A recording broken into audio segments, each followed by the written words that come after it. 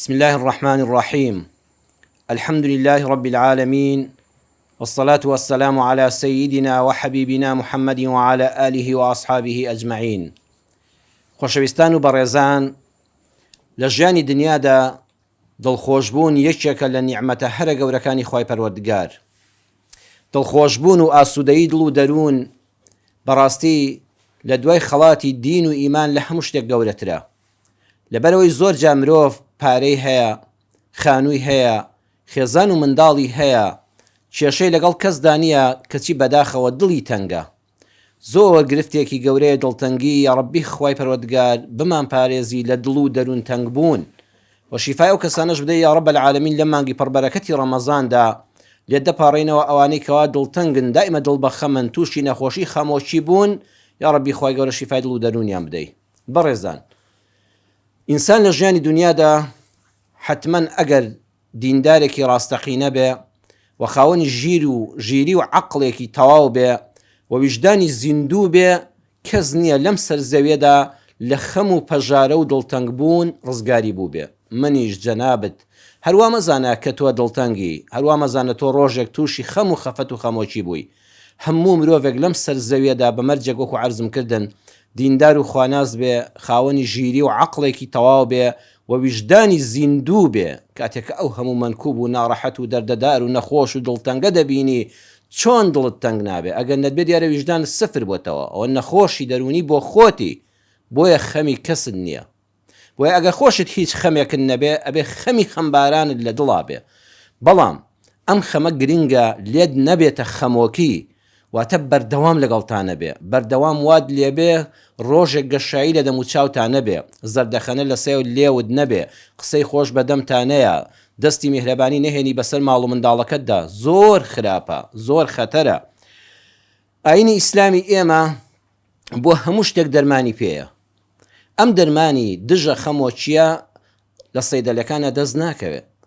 جگە لەوەی کەوا پسپۆری بواری دەرونیمان هەیە، پسپۆڕای دەرونیەکان، نەخۆشیە دەرونیەکان، ئەوانش زۆر گرنگە ئینسان سەردانیان بکە، پشکنینی هۆرمۆنات و ئەو زانستەی کە بەوانە خوای گەورە پێبەخشیون. زۆر کەسەیە دڵتەنگ و خەمبار بووە، خوای گەورە بە عیلاجەکانی ئەوان کردوێتی بە شیفا و ڕزگاری کردووە. شیفا شەر بەدەستی پەروەردگارە. ئێمە لەم زنجیرەی ئاگاداربەدا پێتان دەڵێم خۆشەویستم، براو خوشکی مسلمانم، ڕۆژوانی بەڕێز، ئاگادار بە خەمۆگ مەبە، خەم نەتخوا، چونکە خەم دەتخوا خەم ناخورێ، خەمەکە تۆ دەخوا و لە ناوت دەبە. سێ دەرمانی دژە خەمۆکیت پێ دەڵێم لە متارەدا ئاگادار بە، ئەگەر ڕۆژگارێک تووشی خەم و خەفەت و خەمۆکی بووی بەکاریان بێنە. یەکەمیان ئاگادار بە ژانەکانی ژیان بۆ چێژبینینن. کەسێ دەپرسێ باشە بۆ خوایە کە ئەرحەم الراحیمینە، ئێمە هەموو ڕۆژانە بەلانی کەم حەڤە جار بەس لە نوێژە فەرزەکاندا دەڵێن ئەرڕەحمانی ڕەحیم. ئەو خوای کە مالیکە، مالیکی یەومی دینە، ئەو خوای کە مەلیکە، کە قادیرە. لە چی دەسەڵاتی کەم دەبەوە کە کەس لە ژیانی دنیادا تووشی ماندووبوون نەبێت، تووشی خەم نەبێت، تووشی خەفەت نەبێت. بەڕێزان، دڵنیا بن ژانەکانی ژیان بۆ چێژبینینن. تۆ ئەگەر جەنابەت بتەوێت شوێکی ڕێک و پێک و خۆش بەسەربەری بڕواتان هەبێ دەبێت کار بکەیت. ئەگە بتەوێت خەوێکی خۆشت هەبێ، ئەبێ شەکەتی چێشت بێت. چەند خۆشە دوای شەکەتی و ماندووبوون ئای چ خەوێکی بەچێژت هەیە. بەڵام وەرە لەسەر ئیسراحەتی ڕۆژ بخۆ، وەڵڵاهی هەر لە نیوەی شۆ بەخەبەری. وەڵڵاهی کاتێکەوە لەم ڕەمەزانەدا ئەگەر کەسانێک کە دەجوڵێن و مەجای پشودانیان نییە، ئێوارە چەند تینویان دەبێت لە ڕەمەزانە، کاتێک کە ڕۆژگارێکی درێژ بە ڕۆژووی ئەمجا دەزانی چێژی ئاوی سار چییە. پێشتر هەر نزانیوە چێژی ئاوی سار چییە، یان کەسێک لە شوێنێکە ئاوی لێ بڕاوە تینوێتی زۆری بۆ هێناوە. هەتا برسید نەبێ هەر حیفە خواردن بخۆی، چێشی لێ نابینی. هەتا نەخۆش نەبی قەدری لەش ساغی نازانی. هەتا دڵتەنگ نەبی قەدری بەختەوەریەکانی ڕابردوو نازانی. هەتا هەژاری یەخەت پێ نەگرێ و قەرزار خاوەن قەرز لە دەرگات نەدا و گیرفانت خاڵی نەبێ و منداڵت داوا نەکاو هیچ لە دەست و ماڵانە بێ، ئەو کاتە قەدری ماڵ و سەروەت و سامان و پارە و هەبوونی دەزانی. بەزەوانەی کە هەژار بوون ڕۆژگارێک، ئێستا قەدری ماڵ و ئەو پارە و پوڵی کە خوا پێڕودگار پێداون قەدری دەزانن. بۆیە زۆربەی دەوڵەمەندە بوغڕاکان کە ژیانی خۆیان و خەڵکی دەخەنە مەترسیەوە، ئەوانن کە ڕۆژە هەژاریان نەبینیوە، هیچ ڕەنجیان بە پارەوە نەدیوە، هیچ ئاهی هەژاریان هەڵنەکێشاوە، قەدری دەوڵەمەندێکەش نازانن. بۆیە دنیا هەمووی هەروایە، ئەو شتانی کە چێژ یان لێوەردەگری ئەو شتانن کە ماندووبوون لەگەڵا چێشتون. جەنابەت هەردی قەت بدە بەڕێزت میوەیەک سەوزەیەک خواردنێک کە خۆت لە باخەکەی خۆتدا هەر لە حوشە بچکۆلەکەی خۆتدا ئەگە باخێکی بچکۆلت هەیە لە باخەکەی خۆتدا عزیەتت پێوە چێشتۆ خۆت ناشتوتە خۆت گەورەت کردووە خۆت ئاوت داوە خۆت پاچە کۆڵت کردووە خۆت کوودی کیمیایت پێوە کردووە کاتێک کەوا دوای چەند مانگێک پێدەگا یان نەمامەکە دوای چەند ساڵێک دێتە بەر کە یەکەم جار دەستی بۆ دەبێ ئەو میوەیە لێ دەکەیەوە هەر سەوزەیەکی ئاسایی لە حوشەکەتا دەدووری کەوەرێک بێ کەرەوزێک بێتە ڕەتیزەیەک بێ کە خۆت کردوتە بڕواتان هەبێت تام و چێژەکەی سەدقاتی ئەوە لە دڵ و دەروون تا پێی مرتاحی و چێژی نەفسی لێوەردەگری لەوەی کە بە پارەکە دەچی لە بازار دەیکڕی خۆ هەردووچیان هەر یەکن بەس ئەمان بەرهەمی دەستی خۆتە ئەمە ماندووبوون لەگەڵا کێشاوە بۆیە دنیا هەمووی مەینەتی و ناڕەحەتیە کاتێک کە دەچینە بەهەشتەوە لە سوڕەتی فاتر ئاەتی 34 دوای ئەوەی ئەم هەموو مەینەتی دنیامان چێشتۆ بەڕێزان وەڵڵاهی دنیا بۆ هەمووان مەینەتیە بەغیلی بە کەس مەبە حەسوودی بە کەس مەبە وا مەزانە کەس پاشایەتێدا هەر تۆ خەمبارنی کاکە دڵی خۆ دەوەندە تەنگ مەکە زۆر خەڵکێ پێ دەکەنێ و لە ناوە دەگریە بەڕووکەش مەخەڵەتی ئازیزم بەڕێزان کاتێک کە ئەم دنیای ناڕەحەتیە ئەی ناڕەحەتی سەرەمەرگ ئەی ناڕەحەتی قەبری تاک و تەنیا کە بە تەنیا بەجێمان دێڵن لەو گۆڕەدا ئەی مەیدانی مەحشەر ئەی سەرپردی سیراد ئەی بینینی دۆزەخ ئەی تێپەڕبوون بەسەر ئەو ئاگرەیە کە دەچیتە دەرگای بەهەشتەوە دەچیتە ئەودی و دەرگای بەهەشتەوە یەکەم قسەی ئیماندار چییە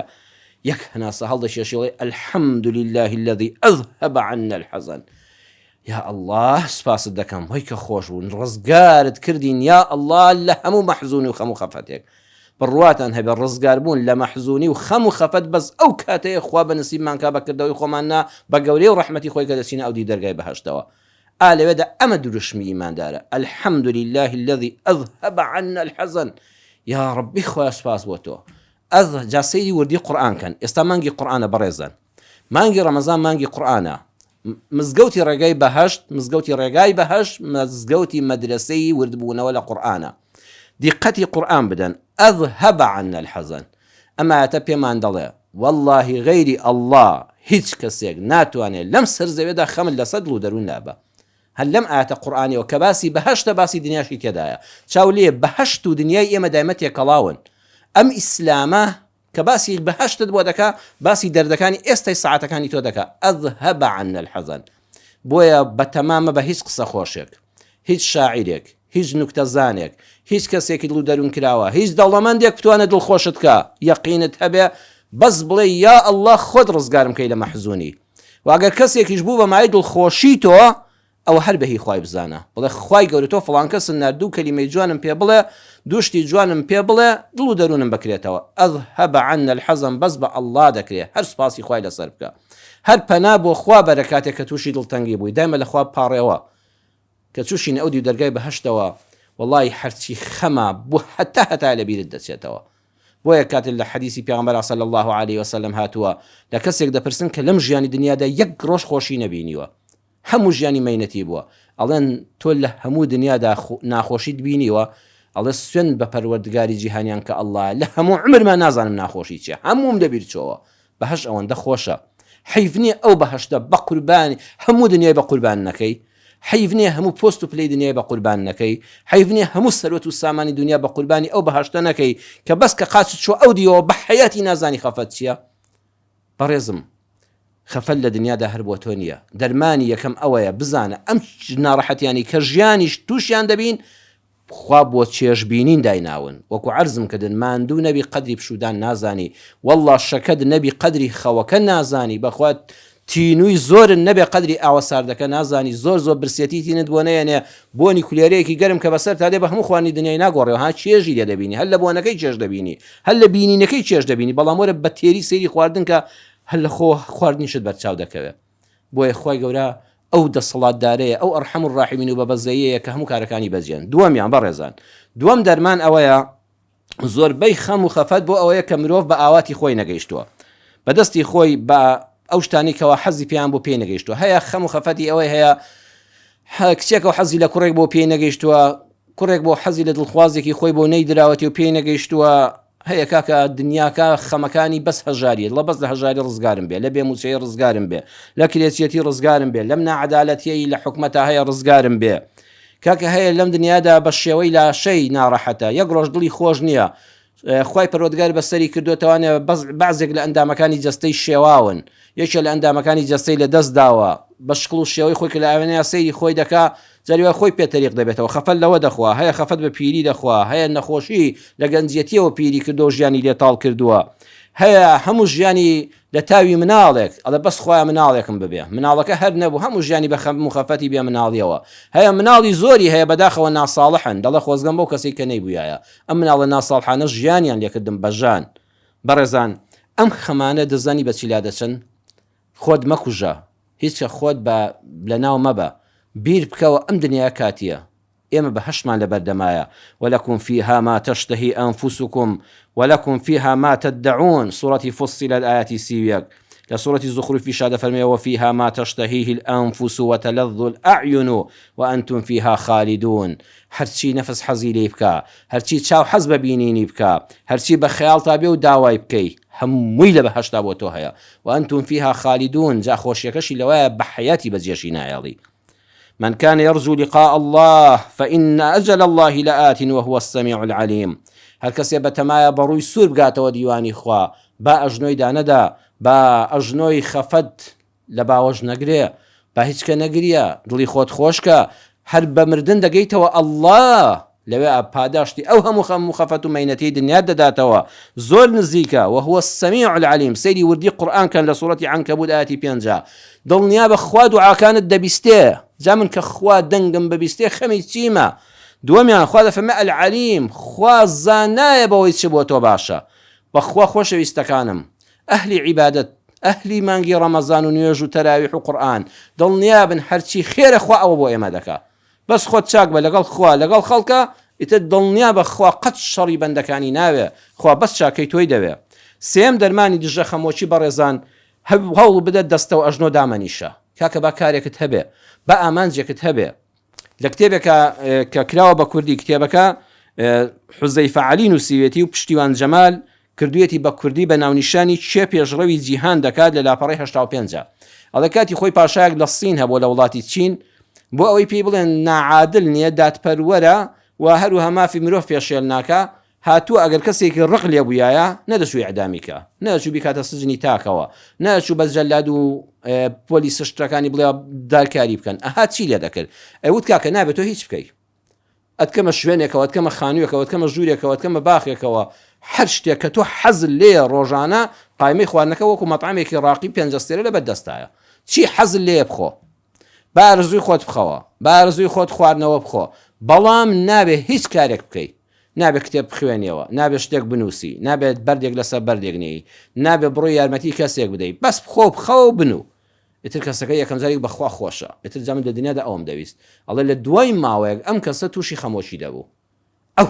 هەموو لە شتێکی بەرچاو دەکەوت، چونکە هیچی نەدەکرد، بەس دەخەوت، بەس هەڵدەستا، چی داوا دەکرد حاضر بوو، لە خۆی بێزار دەبوو، وردە تووشی نەخۆشی دەرونی دەبوو، دوای جەستەی دەپۆکایەوە هەتا بۆ خۆی دەمر، پاشەی بوو جەنازەکەی فڕێدەن. بەوەی کە هیچی نەدەکرد پاشەی بوو بە ئەوە دەیکوژم. تۆ کە ئیشت هەیە و ماندووی حەمد و سەنای خوا بکە، ئەوە بەرەکەتی ئەڵڵایە، بەخوا خەم بە ئیشکردن لە ناو دەچێت، کە خەمت هەبوو لە ماڵەوە دامەنیشە، خوشکە باشەکەم، خەم با نەتخوا، بڕۆ سەردانی ماڵە خوشکێک، دراوسەیەک، دۆستێک، هاوڵێک، بڕۆ مەدرسەیەکی تەحفیزی قورئان، بڕۆ جۆ لە 2 فەرمودەی پێغەمبەر صلی الله علیه و سلم بگرە، بڕۆ لەگەڵ 4 خوشکی باڵاپۆشە دانیشە، بڕۆ بەشداری کۆڕێکی سیمینارێک بکە کە باسی خوا و پێغەمبەری تیا دەکرێت صلی الله علیه و سلم، کە عیلمێکی تیا دەوترێتەوە، بەخوا کە هاتی و ماڵ و خەمەکەت نەماوە، ئەو خەمە ڕۆی بەکارێکەوە خەریک بە، هەر هیچ دەست ناکەوێ، خۆ دایک و باوکت هەیە شکر، کاکە خۆ دایک و باوکت هەیە، زۆربەی خەڵک ئێستا جەنابەت کە بیسەری ئەم وتارەی، جەنابەت کە ئامادەی شکر باوکت ماوە، هەر کە خەمت هەبوو بڕۆ سەردانی باوکت بکە، بڕۆ دیارەکی بۆ بکڕە، بڕۆ دەستی ماچکە، بڕۆ داوای دوعای خێری لێ بکە. ئەگەر لە ماڵ هەستان کرد ماڵەکەتان دڵیت دڵتەنگی تێدایە، بڕۆ خێرا دەستی باوکت بگرە، دەستی دایکت بگرە بیانە ماڵەوە، دووسێ شە ئەو پیرەمێردە ئەو پیرێژنە بەتەمەنە لە ماڵەکە تا بە خەم لەو ماڵە دەڕوا بەخوا، بڕۆ دەستی ماچکە و داوای دوعای خێری لێ بکە، بڕۆ دیاری بۆ بکڕە، بڕۆ قاتیلجلی بۆ بکڕە، بڵێ بابە لە خزمەتتام، هەر بەهرەم دارەکەی خۆت هاتۆتە بەرهەم و ئەمەم لێ قبوڵکە، بە ئوسلوبێکی جوان بە ئەدەبەوە لە حزوریا لەسەر چۆک دانیشە، بیهێنە ماڵت، ئەگە فەخرەکەی بە تۆ بڕا، ئەوە فەخرە، کابرا 4-5 کوڕی هەیە، 4 کچی هەیە، ئەو فەخر و شانازێ خوا بە تۆی بەخشیوە، باوکە دیان دایک لە ئاخری تەمەنا لە ماڵی تۆ بەخێو دەکرێت، کوڕە ئامان نەچی لە دەستی دەی، نەچی ببوڵێنی مەگەر هەر بۆ خۆشی دڵ و دەرونی خۆیان، بڵێ باوە دایە هەموو ماڵەکان هی تۆیە، ئەگەر ئەوانەی کە زۆر مەمنون بوون هاتن بە شوێن تا دڵم نایە مەحرومیان کەم لەم خێر و بەرەکەتە ئاوا نەک تەلەفۆن بۆ خوشکەکەت پێی خاوەرم باوکمان هەفتەیەش بەرم بۆ ماڵیەوە وەڵا سەفەرمان هێوەرن دایکیشم بگوازنەوەە فەقیرە هەر ڕۆژە بۆ خۆشی نەزانانی میوانی ماڵی کێیە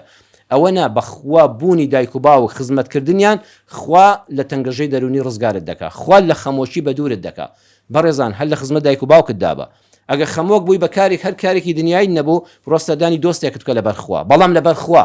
کاکە بۆ کات کوشتن مەچۆ بۆ باسی سیاست و حیزبایەتی مەچۆ بۆ غەیبەتی ئەم و ئەو مەچۆ بڵێ یا ئەڵڵا فڵان کەسم لەبەر خاتی خوا خۆش دەوێت جاران ساڵحان و پیاوچەکانی ئێمە وایان دەکرد کە تووشی خەمۆشی دەبوون بیری دەکردەوە برایەکم هەیە لەبەر خاتی خوا خۆشم دەوێت دەچوو بۆ لای بۆیە داواتکارم لە خۆی پەروەردگار لەم سێ دەرمانە لە ڕەچەتەی ئیسلامدا سودمەندمان بکە خەم و خەفەتمان لەسەر لا بە ڕەحمەت و میهرەبانی خۆی وەسەلام عەلەیکم وەڕەحمەت الله وبەڕەکاتوه